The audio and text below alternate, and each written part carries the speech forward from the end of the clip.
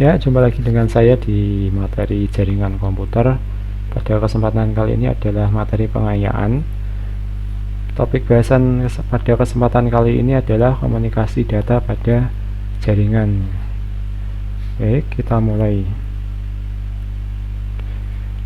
Ini adalah overview singkat mengenai data ya. Kita sudah mengenal di dalam komputer kita memiliki media penyimpanan atau storage yang di dalamnya kita bisa menemui berbagai macam file. Jenis-jenis file ada banyak, diantaranya kita sudah akrab dengan gambar, video, dokumen, musik atau audio. Semua data yang ada dalam komputer itu nanti disimpan dalam bentuk data digital. Data digital itu bentuknya sinyal ya, atau kalau kita representasikan nanti dia adalah bentuknya binar ya. Data dalam bentuk bit 0 dan 1 gitu, secara teoritisnya. Kemudian bagaimana cara pengiriman data ya, ini secara singkat. Dalam jaringan, aktivitas utama tentu saja adalah pengiriman data. Data yang ada dalam suatu komputer atau host akan nanti dikirim ke komputer lain atau host lain. Supaya bisa terjadi pengiriman data, nanti ada pengirim atau source atau sumber datanya. Kemudian data yang akan dikirimkan nanti diubah dalam bentuk sinyal elektromagnetik ya nanti, atau sinyal elektronik begitulah.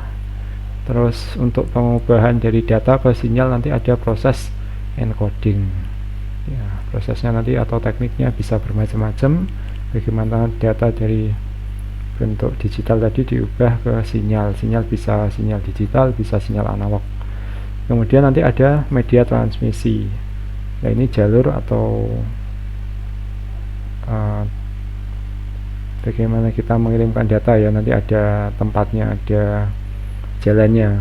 Media transmisi bisa bermacam-macam bentuknya, diantaranya yang umum yang sering kita gunakan ada kabel LAN itu contohnya. Kemudian ada media wireless tanpa kabel, kita menggunakan wifi misalnya, dan serat optik.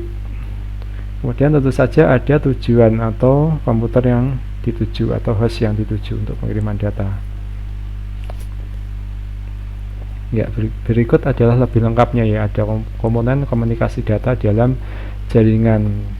Tadi sender itu adalah pengirim atau source-nya. Kemudian medium ini media transmisinya. Pesan itu adalah data yang dikirimkan tadi yang sudah di encoding. Kemudian ada receiver atau penerima. Ya, di sini ada tambahan, ada protokol ya. Protokol ini adalah aturan-aturan atau ya gitu ya, pedoman. Jadi nanti bagaimana data dikirimkan dari sender ke receiver melalui media itu caranya didefinisikan di dalam protokol. Contoh protokol adalah protokol ini ya, IP atau Internet Protokol. Bagaimana pengiriman data dalam jaringan diatur dalam protokol tersebut. Implementasi protokol nanti dalam hardware ya. Oke. Saya lanjutkan. Kemudian selanjutnya mengenai jaringan itu sendiri. Secara singkat, jaringan adalah rangkaian dari device atau perangkat.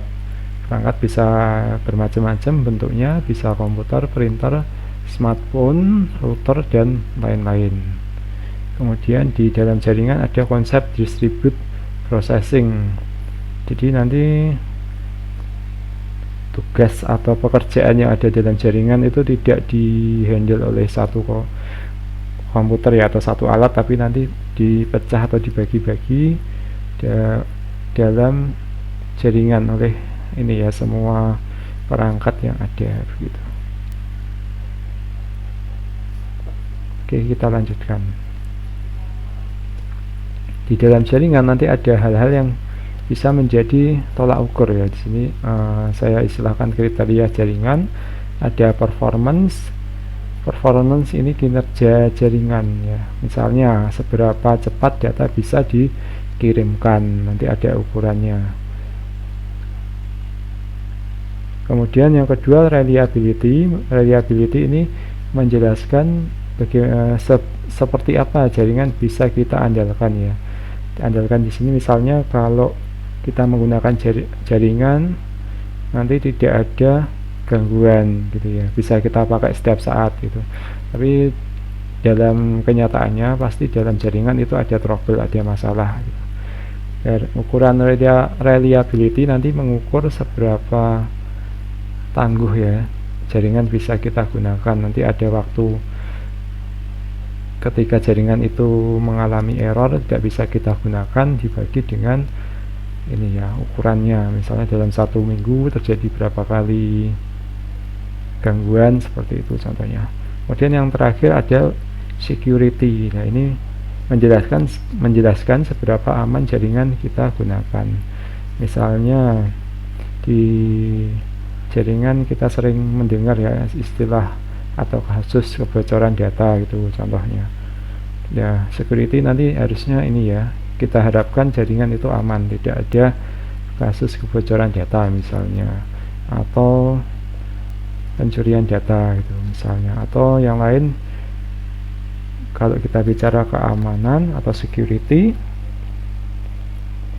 misalnya ya data yang kita kirim itu dijamin tidak berubah ya, tidak ada perubahan oleh orang yang tidak berhak itu, sampai dia bisa sampai ke tujuan. Oke, kita lanjutkan. Dalam jaringan kita nanti mengenal topologi jaringan. Ini adalah bagaimana jaringan secara fisik disusun ya, nanti alat-alatnya itu bagaimana. Nanti ada secara dasar ada 4 jenis topologi: mesh, star, bus, dan ring.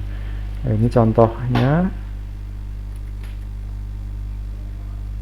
Untuk topologi mesh, setiap alat yang ada di jaringan ya, ini dia nanti terhubung ke alat yang lain. Ini dia memiliki jalur, atau di sini misalnya kabel ya yang berdiri masing-masing begitu. Jadi kalau ada ini ada 4 alat, setiap satu alat nanti terhubung ke 4 alat yang lain. Oke, selanjutnya ini adalah topologi star. Kalau topologi star ada satu alat yang menjadi sentral atau pusatnya, kemudian dia terhubung ke alat yang lain. Kemudian setiap station atau alat ini tidak saling terhubung ya, dia hanya terhubung ke pusatnya, ke senternya. Contohnya senternya di sini adalah hub. Topologi yang selanjutnya adalah bus. Kalau kita analogikan, bus ini seperti rangkaian serial ya, pada alat listrik. Kalau nanti ada putus di sini, di kabel sini ya, yang lain, stasiun yang lain tidak bisa terhubung. Selanjutnya ada topologi ring. Ini mirip seperti bus ya, tapi dia membentuk rangkaian lingkaran seperti ini. Bisa juga nanti topologi itu adalah gabungan dari topologi yang ada ya. Di sini kita mengenal topologi hybrid. Ini misalnya gabungan dari star dan bus ya contohnya. Oke, saya kembali ke slide utama. Selanjutnya jenis jaringan. Jenis jaringan ada secara umum ada beberapa di sini ya. Kita mengenal local area network atau LAN. Di sini kalau jaringan kita bedakan dalam ruang lingkup atau skalanya. Kalau LAN itu skala lokal ya, misalnya dalam satu ruangan begitu atau satu gedung ya. Kemudian ada wide area network. Kalau wide area network ini secara sederhana gabungan dari beberapa LAN ya.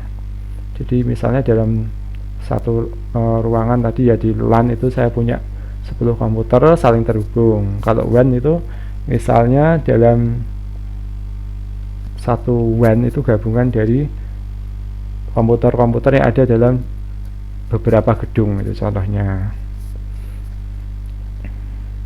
Kemudian ada metropolitan area network. Ini pengembangan dari wide area network. Misalnya nanti ya dalam satu kota gitu contohnya. Nanti dalam satu kota ada misalnya ada 10 gedung, dan nanti akan saling dihubungkan membentuk Metropolitan Area Network.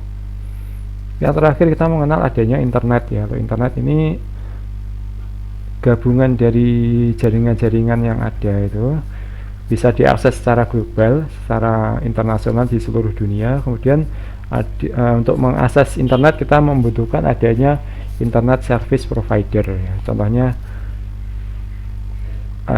kita menggunakan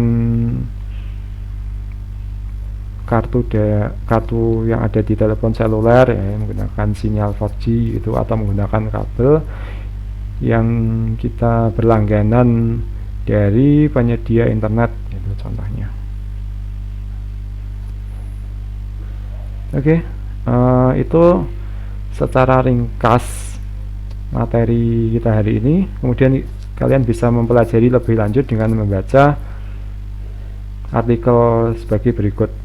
Kemudian bisa juga membaca buku Data Communication and Networking di subbab 1.1 ya, dan selanjutnya yang tadi sebenarnya juga beberapa subbab yang lain ya, itu di chapter 1. Demikian, ikuti saya di blog saya dan di channel YouTube saya. Terima kasih.